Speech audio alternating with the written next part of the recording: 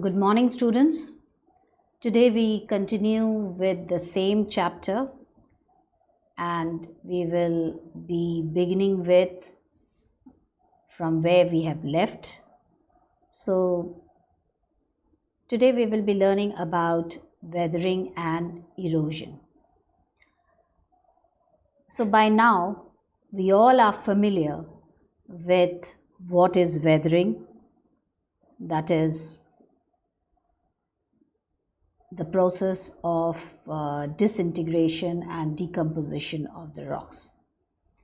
And we all know what is erosion, that is removal of these weathered material from one place to another. Now this is the basic difference between weathering and erosion. As far as other differences are concerned, weathering is static. It does not allow any kind of a movement. That is, all the decomposition and disintegration occurs in the place itself. However, erosion does the work of movement. It is a dynamic way of removal of all the decomposed and disintegrated material from the place of weathering to other places.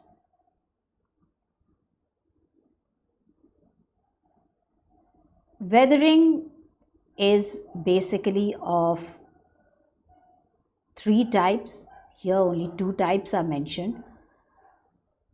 Mechanical weathering and chemical weathering is more importantly very common, and the transportation which occurs by erosion mainly occurs with the help of wind and water.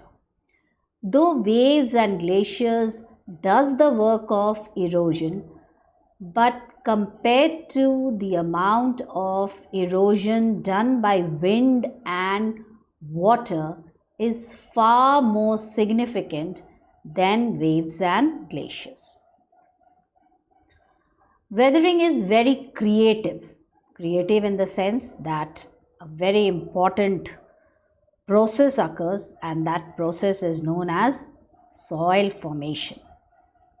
Erosion, on the other hand, is pretty destructive because it wears down everything which has got disintegrated or decomposed. Now, what are the effects of weathering? Weathering has got several effects. The most important effect of weathering is that the formation of layer of fragmented rock of various sizes on the surface. In this diagram, which is being displayed on your screen, you can see how the rocks have been fragmented. These are bigger rocks, these are smaller, then still smaller rocks on top. Now, disintegration and decomposition are responsible for the fragmentation of the rock. Thus, the layer of weathered rock particle of various sizes, you can see the weathered rock particle which are of various sizes, some big, some are very big, some are smaller, and these are very, very small.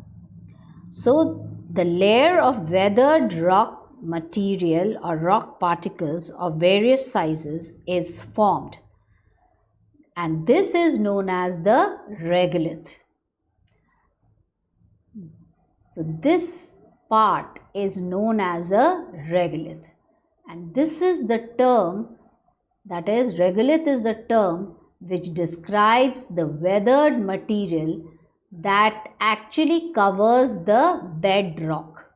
So this is the bedrock and the regolith is covering the bedrock. So what is regolith?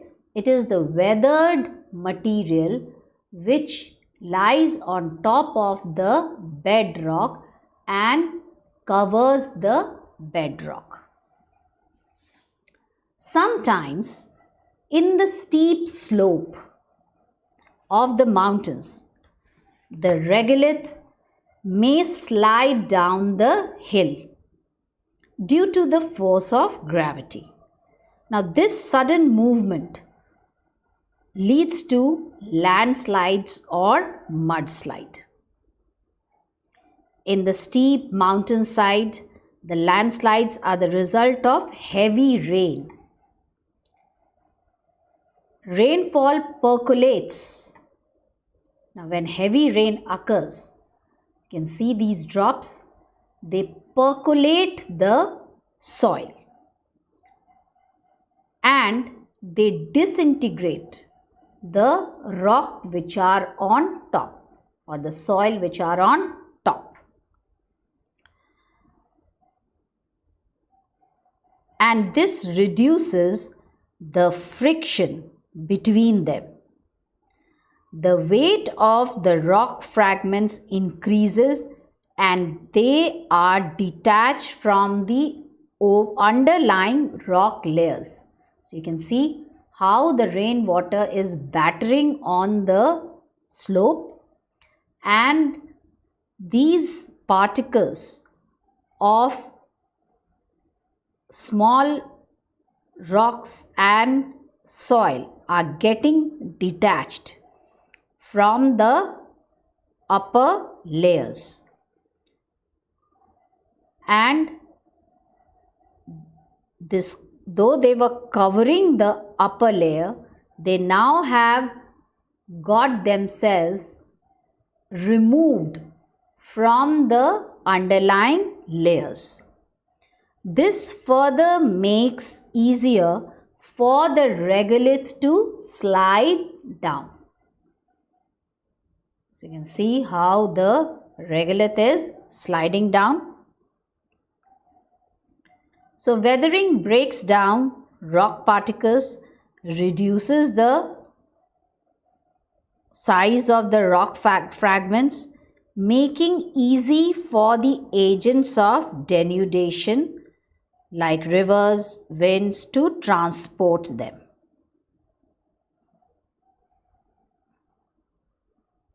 I hope this makes you understand how rainwater is forcing the regolith to move downwards. And here you can see the deposition is occurring. So here degradation occurs and here aggradation occurs.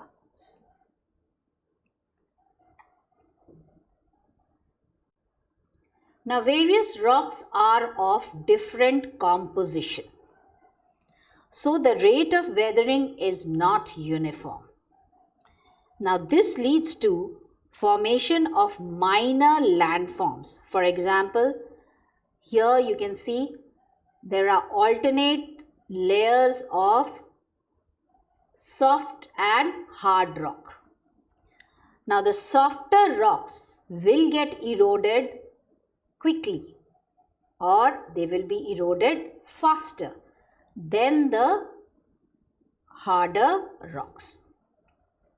So the soft rocks are reduced to form valley-like features, while the hard rock remains like ridges.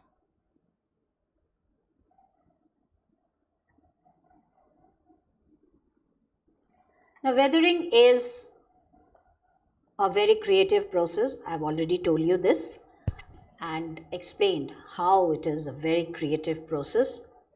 It helps in the formation of soil. You can see over here how this bedrock is gradually but steadily breaking down into smaller particles and still smaller particles to form the soil. These are the roots of the plant. It also helps in the formation of soil, and some new minerals are formed due to chemical weathering, which is beneficial for economic activities. New minerals are also exposed when mining occurs. So soil formation is the most important work of weathering and erosion.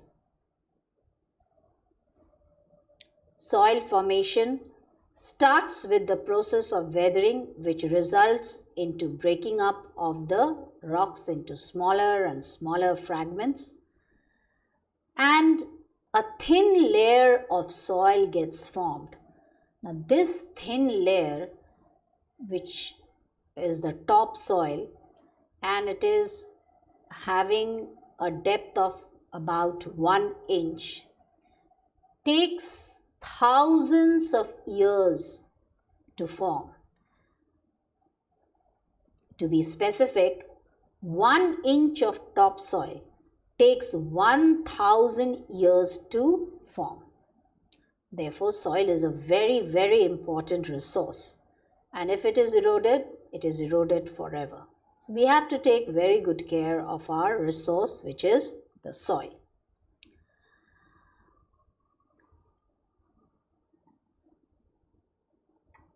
If weathered material remains in their original place, they are evolved in that particular area, then we call them residual soil or in situ soil. For example, in India, the Deccan Trap is having black soil, and the soil has been formed there itself. So that is why it is known as in situ soil. However, sometimes rock fragments are shifted from their original place by agents of gradation like rivers, winds, etc., and are deposited in low-lying areas. Now, the soil formed from such transported material is known as transported soil or ex situ soil.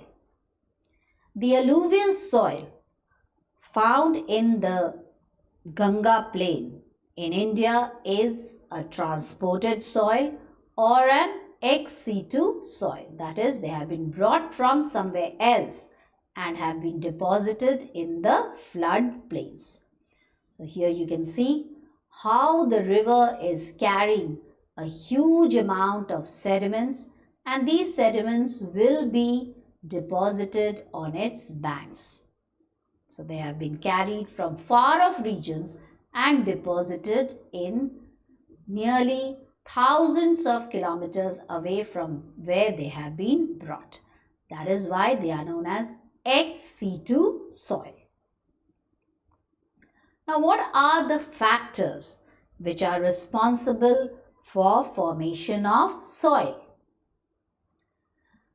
Now, parent material, whatever the bedrock will be made up of, the soil will be consisting of those composition which the parent material or the bedrock will have. For example, red soil is mostly formed by the breaking of the rocks which are having high amount of iron compounds in them. Relief. As far as the relief of the place is concerned, now steep mountain sides always have thin cover of coarse soil. So this particular area will always have a very thin layer of soil on it. But the lowlands will have a thick, fine textured layer of soil which will be rich in minerals. It is mainly due to the heavy deposition of the sediments. The sediments will be carried by the rain, water, or might be glaciers, and will be deposited in the lower layer, in the flat area, which will make it to have a very heavy deposition of sediments. Other such factors include natural vegetation. So wherever there are plants, they will be able to hold the soil particles together and all the leaf material and other dead twigs, buds which will fall on the soil will add to the nutrients of the soil, making the soil very rich with humus. Climate, we all know, is another factor because the temperature condition, availability of moisture varies from one place to another. So different types of soil are formed due to climate. As far as organic matter is concerned, along with dead leaves of plants, there might be also decayed matter or other organic matter which will be further decayed by the presence of bacteria and earthworms, which contribute in making the soil very fertile. So as far as factors of soil formation are concerned, parent material, relief, natural vegetation, climate and organic matter play a very important role in determining the type of soil the region is having.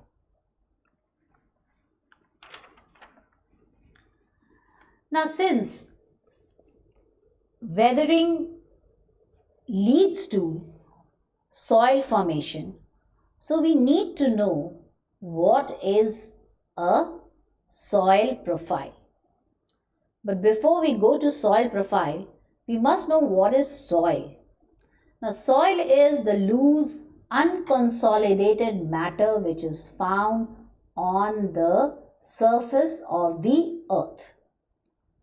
Now, if we make a vertical cross section of the soil, we will get a layered structure of the soil which is known as the soil profile. Now, each layer is distinguished from the other by color and by the size of rock particles. So, you can see over here how each of these layers are different from one another. The topsoil, that is the soil which we see on the earth, is basically having two layers. The first layer is the organic layer, that is right on top, and just below it we have the topsoil. So together they form the topsoil. It has fine clay particles and sand. This layer is rich in humus because all these dead plants, animals, they all get added to the soil, making it rich in nutrients. So this layer is rich in humus derived from the decomposition of the organic matter. Now let's come down to the subsoil. Just below the topsoil we have the subsoil. Here the material is somewhat coarser. Coarser means it is somewhat rough. And it consists of gravel and sand. Humus is found in comparatively less quantity and it has loose weathered particles and some mineral substances. Further down the line, we have the weathered rock or the parent material. Now here, this layer is actually the first stage in soil formation process, which eventually give rise to the above two layers. So all this layer after few 100 years will be found on top. The last one is the bedrock or the parent rock also, which we call. This is a weathered material because the bedrock gets weathered and it is known as the weathered rock.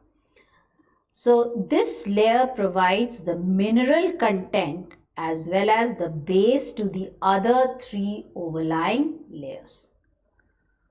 So this is the bedrock or the rock, which eventually will turn into soil. But before it turns into soil, it will become weathered, then it will reach the subsoil, then the topsoil, and ultimately it will have another layer on top, which is known as the organic layer. So students, we have learnt about many terms in this chapter, that is weathering and soil formation.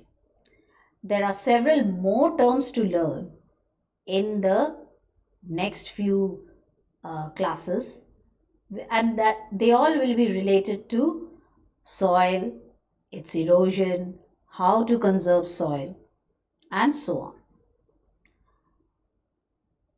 So for today, that is what we have enough time for. Thank you.